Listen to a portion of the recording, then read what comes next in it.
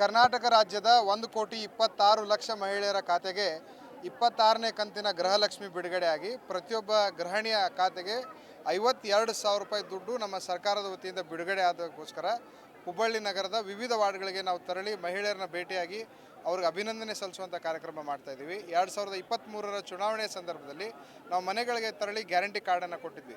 ಕಾಂಗ್ರೆಸ್ ಪಕ್ಷ ಅಧಿಕಾರಕ್ಕೆ ಬಂದ ಒಂದನೇ ದಿನವೇ ಪಂಚ ಗ್ಯಾರಂಟಿಯನ್ನು ಅನುಷ್ಠಾನಕ್ಕೆ ತಂದು ಇಡೀ ವಿಶ್ವದಲ್ಲಿ 500 ಕೋಟಿಗೂ ಜಾಸ್ತಿ ಉಚಿತ ಟಿಕೆಟನ್ನು ಕೊಟ್ಟಂಥ ಕರ್ನಾಟಕ ರಸ್ತೆ ಸಾರಿಗೆ ನಿಗಮಕ್ಕೆ ವಿಶ್ವ ದಾಖಲೆ ಇವತ್ತು ದೊರಕಿದೆ. ಅದೇ ರೀತಿ ಅನ್ನಭಾಗ್ಯ ಕಾರ್ಯಕ್ರಮದಿಂದ ಪ್ರತಿ ವ್ಯಕ್ತಿಗೆ 10 kg ಅಕ್ಕಿ ಕೊಡೋದಿರ್ಬೋದು. ಈ ವರ್ಷದಿಂದ ಈ ತಿಂಗಳದಿಂದ 70 ವಯಸ್ಸಾದ ಯಜಮಾನರಿಗೆ ಮನೆ ಬಾಗಿಲಿಗೆ ರೇಷನ್ ಕೊಡುವಂಥ ಕಾರ್ಯಕ್ರಮ ನಮ್ಮ ಸರ್ಕಾರ ಇಟ್ಕೊಂಡಿದೆ. ಬರೋ ದಿನಗಳಲ್ಲಿ ಇಂದಿರಾ ಕಿಟ್ ಬಿಡುಗಡೆ ಆಗಿದ್ದು ದವಸ ಧಾನ್ಯ, ಉಪ್ಪು, ಎಣ್ಣೆಯೊಂದಿಗೆ ರಾಜ್ಯದ ಬಡ ಜನತೆಗೆ ಹಸು ನೀಗಿಸುವಂಥ ಕೆಲಸ ಕಾಂಗ್ರೆಸ್ ಸರ್ಕಾರ ಮಾಡ್ತಾ ಇದೆ.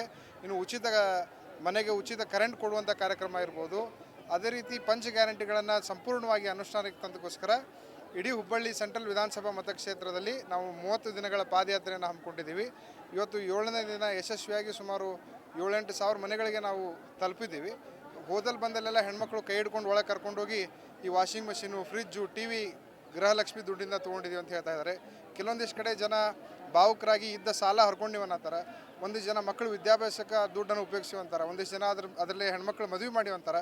ಒಟ್ಟಾರೆ ಜನಪ್ರಿಯವಾಗಿ ಕಾಂಗ್ರೆಸ್ ಗ್ಯಾರಂಟಿ ಹುಬ್ಬಳ್ಳಿ ಸೆಂಟ್ರಲ್ ಕ್ಷೇತ್ರದಲ್ಲಿ ನಡೀತಾ ಇದೆ. ಇದೇ ರೀತಿ ರಾಜ್ಯದಲ್ಲೂ ಕೂಡ ಒಂದು ಯಶಸ್ವಿ ಕಾರ್ಯಕ್ರಮ ಆಗಿದೆ ಅಂತ ನಾನು ಭಾವಿಸ್ತೀನಿ. ಬಿಜೆಪಿಯವರು ನಾವು ಗ್ಯಾರಂಟಿ ಕಾರ್ಡ್ನ ಕೊಡ್ಬೇಕಾದ್ರೆ ಕಾಂಗ್ರೆಸ್ ಅವರು ಸುಳ್ಳು ಹೇಳ್ತಾ ಇದ್ದಾರೆ ಅಂತ ಹೇಳಿದ್ರು. ಇವತ್ತು ಗ್ಯಾರಂಟಿ ಯಶಸ್ವಿ ಆದಾಗ ಅದರ ವಿರುದ್ಧ ಅಪಪ್ರಚಾರ ಮಾಡ್ತಾ ಇದ್ದಾರೆ. ಭಾರತೀಯ ಜನತಾ ಪಾರ್ಟಿಯವರು ಒಟ್ಟಾರೆ ಸೂಟ್ ಬೂಟು, ಶ್ರೀಮಂತರು, ಸ್ಥಿತಿಕರು, ಅದಾನಿ ಅಂಬಾನಿ ಜೊತೆ ಇರೋರು. ಕಾಂಗ್ರೆಸ್ ಪಕ್ಷ ಬಡವರು, ದೀನ ದಲಿತರು, ಆರ್ಥಿಕವಾಗಿ ಹಿಂದುಳಿದಂಥ